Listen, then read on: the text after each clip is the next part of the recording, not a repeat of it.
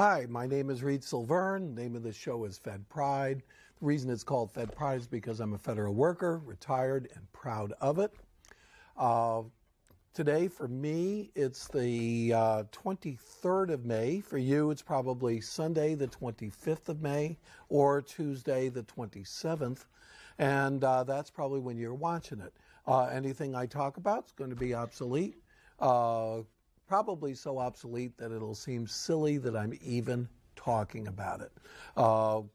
Last week, I talked a little bit about the Obama situation, and basically that Bush had gone to Israel, and in the front of the Knesset, Bush said, people who negotiate with our enemies are like the people that appease the Nazis. Obama took that, and the Democrats took that as if it was a direct allusion to them.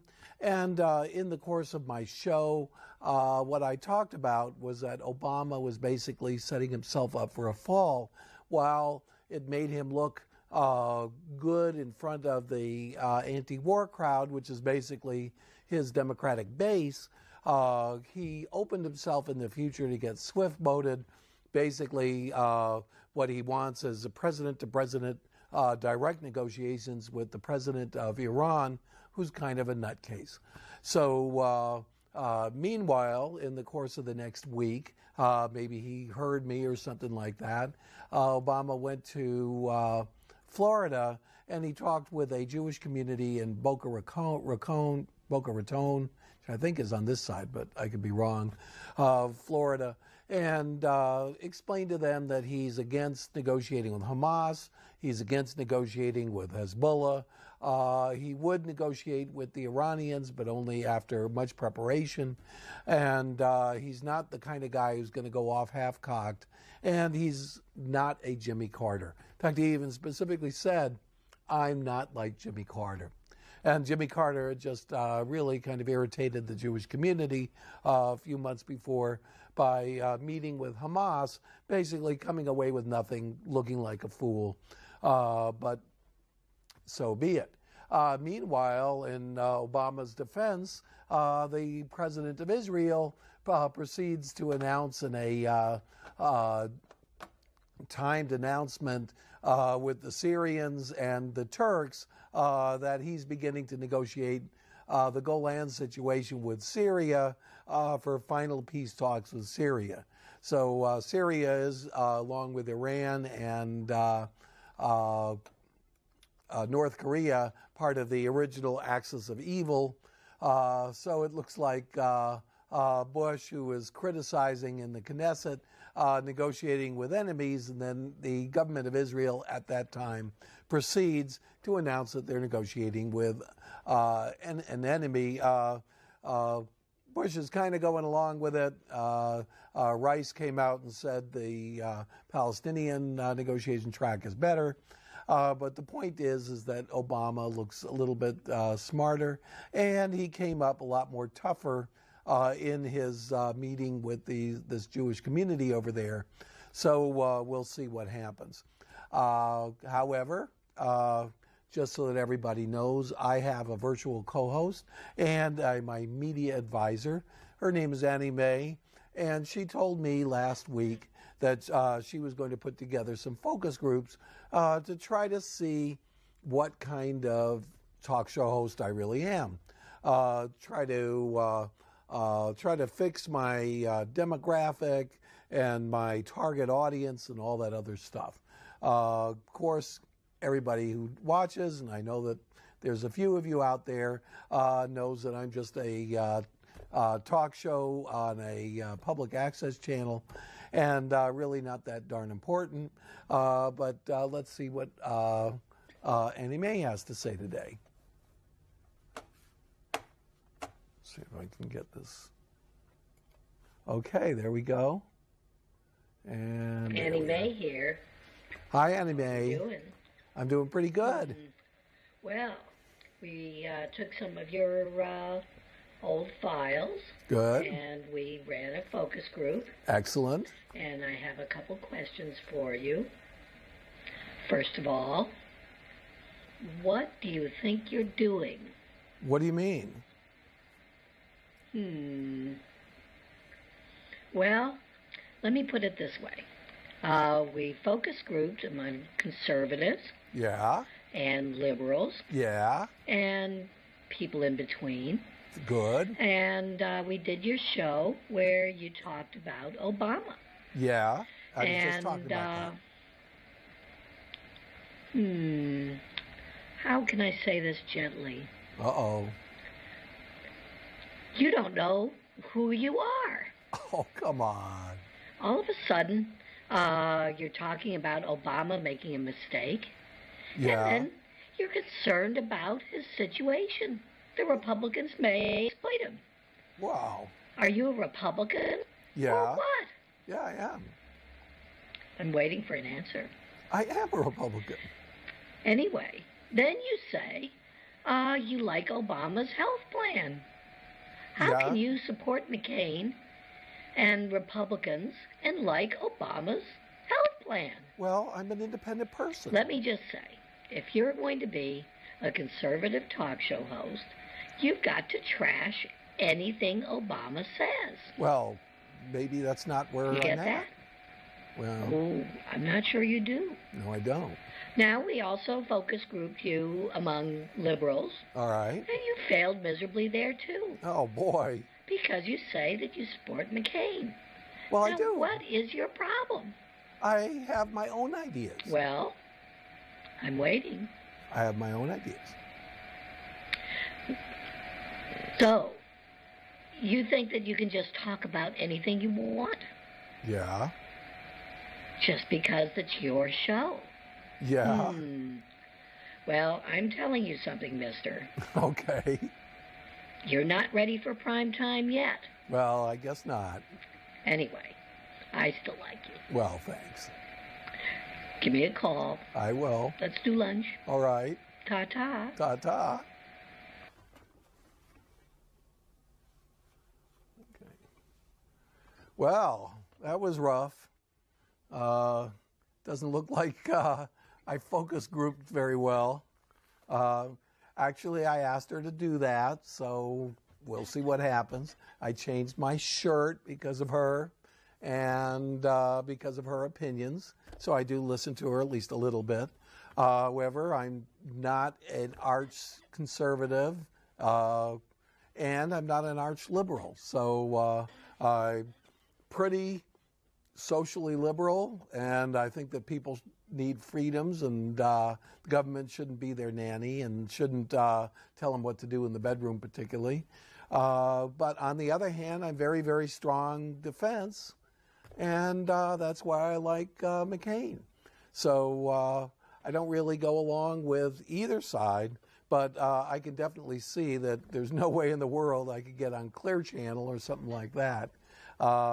So it's interesting to see how these media folks actually work.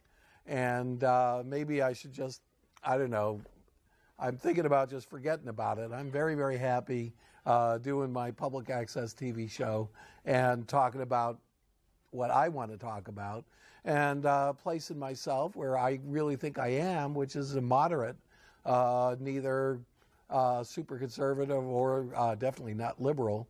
And kind of offends me a little bit that you have to have these very, very tight definitions and pigeonholes in the media today. And you're either free speech TV or you're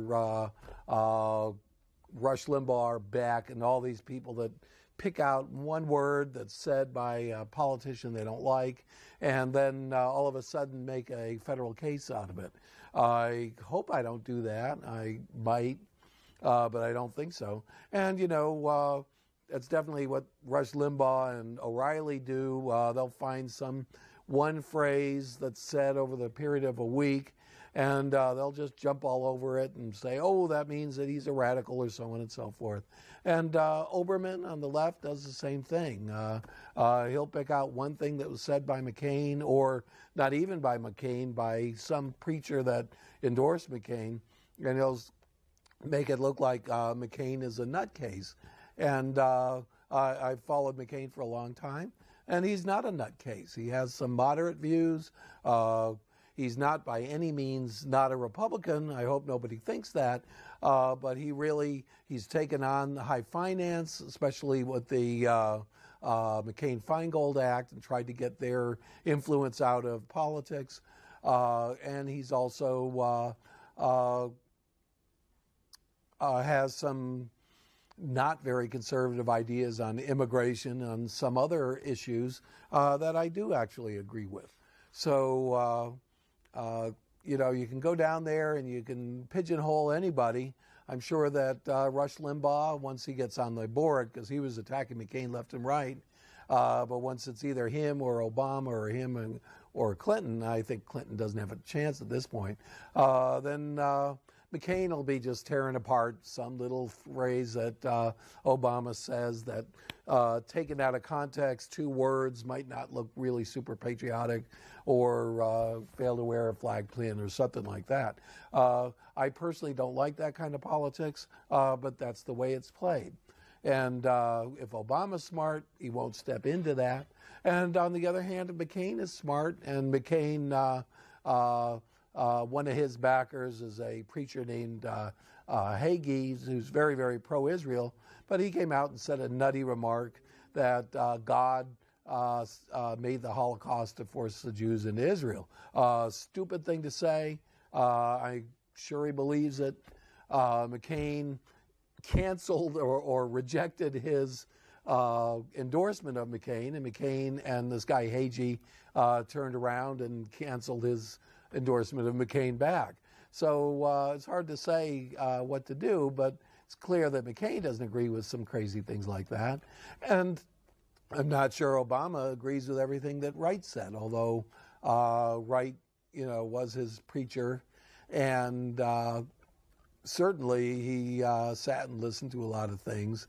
Hagee wasn't by any means the preacher of the church that McCain goes to every week, but he's had a lot of trouble with the Christian right. So I'm sure McCain at first blush was happy to have him on board. So where I'm at, if Annie Mae says I'd fail as a conservative talk show host, I say good. And I'd fail as a liberal talk show host, I say good. I don't know if there's a moderate group out there to focus, but if there was, maybe I might do a little better with them. But meanwhile, I'm going to keep on doing what I'm doing. And my story today, and the thing I've got to talk about now that I've killed about half a show, Congress in the course, and this is kind of came in under the radar, although I think Hillary Clinton might have mentioned it a couple times, passed what they called the cancellation of the Enron exemption. I've been trying desperately to find out what is the Enron exemption. And in the Commodities Modernization Act of 2000, I've talked about it a few times, basically there was some wording in there that basically said that hedge funds and stock brokerages and some other large organizations could buy and sell commodities at will without any oversight whatsoever. Consequently, it's been very, very hard to tell ever since whether these particular groups have abused this and have manipulated actual prices. Meanwhile, we have a situation where until about a month ago, food prices, corn, rice, wheat, soybeans, went up and up and up over a period of about a year to the point where people in different countries literally could not buy staples to survive. That seemed to have broken. It's everything. All commodities seem to have gone up all at once. And this kind of covered a gigantic increase, especially in the price of crude oil. 2 commodities have not turned, and those are natural gas, well, actually 4, natural gas, crude oil, and rice and corn. Now, corn is kind of an oil. The ones that did turn probably around March are soybeans. Soybeans are the basis also of some biodiesels as well. And wheat especially have turned back. So the food crisis is still on. It's still very, very intense in the area of rice, where the Asians are panicking, basically. And some Asian countries are, in order to ensure their domestic market, are refusing to export, even though all in all, there's more than enough rice to feed all the people who eat rice as their staple in the world. So rice has just been climbing and climbing and climbing. But so has oil and natural gas. And crude oil exceeded 135 for a day. I think today it might have gone down a little bit, but basically it's been going up, and every single week that it meets a new record, there's been another really stupid excuse, and I have to say these are stupid, to push up the price. Originally, when the dollar was, where the euro was going up against the dollar was going down till about February of this year. The excuse was the dollar is going down, and therefore the price of crude has to offset it. Well, the price of crude has exceeded the variance in the dollar by about 60 to 70%. So the price of crude doubled, and the dollar went down 20%, and they're saying, oh, that's why. Well, now they've dropped that. Then they said that the long-term picture for the crude oil is in real trouble. And there's just not enough crude oil because China and India are going to use more and more oil. There's China over here, and here's India.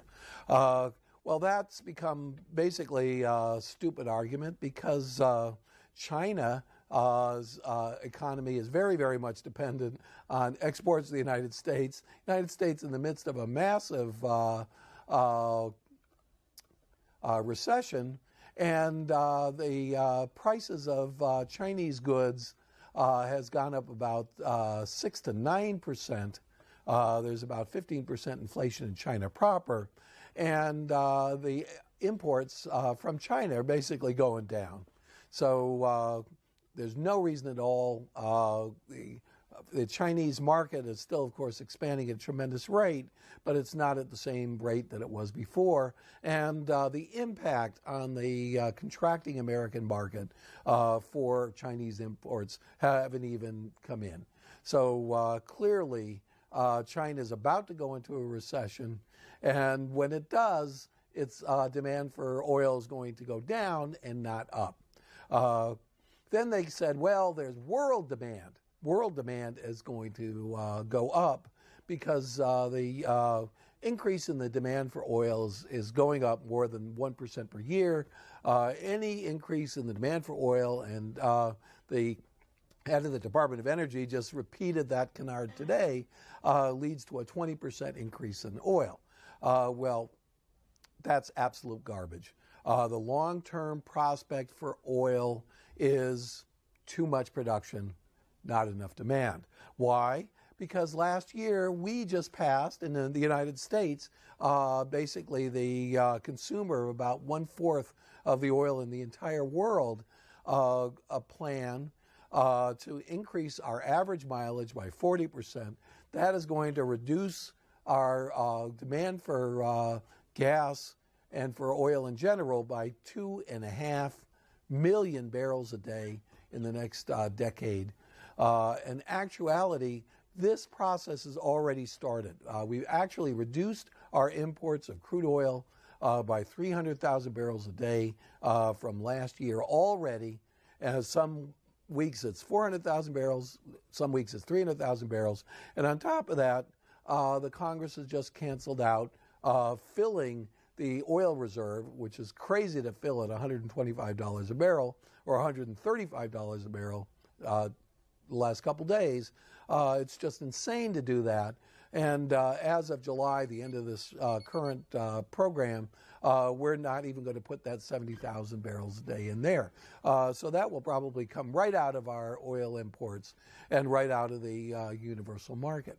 So the universal market, the long term, is a collapse in the price of oil and a tremendous oversupply of oil. Why? Because tar sands in Canada gone from 1 million barrels to 3 million barrels, and by next year we'll be at 4 million barrels. It's an extra million barrels a day going into the American market.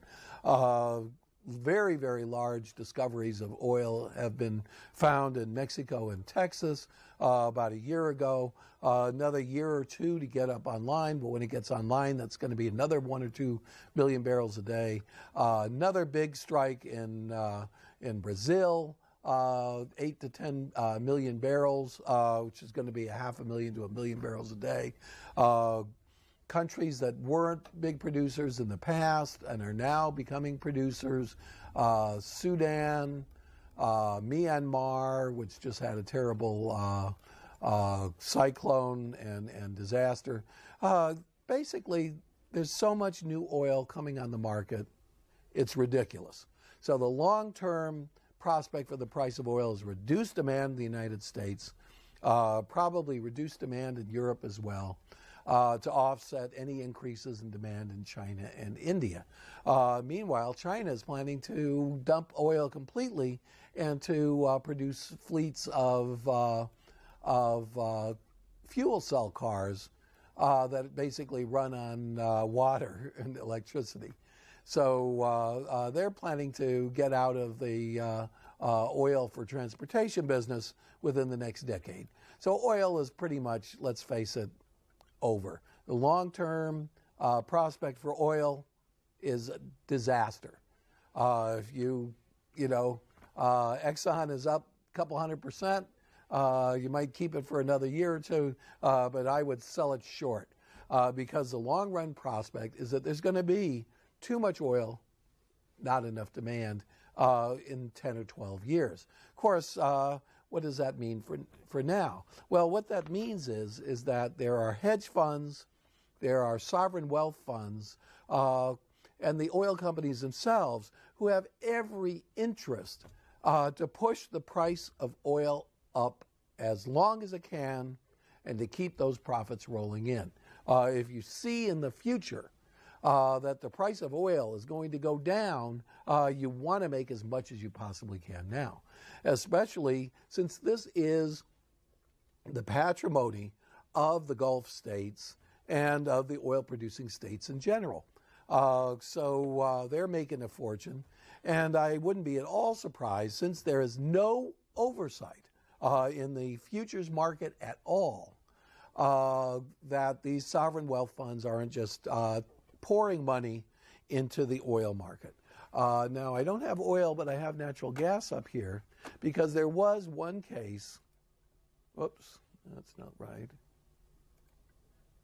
There was one case of, I'm going to zotz myself out for the next minute, see if it works, where there was actually a manipulation in the price of natural gas, which proves that these sovereign wealth funds actually do this. It's a company called Amaranth, and as you can see, in around 2006, there's a jog down, a jog up, and a sudden jog down in the price of natural gas. That's this right here.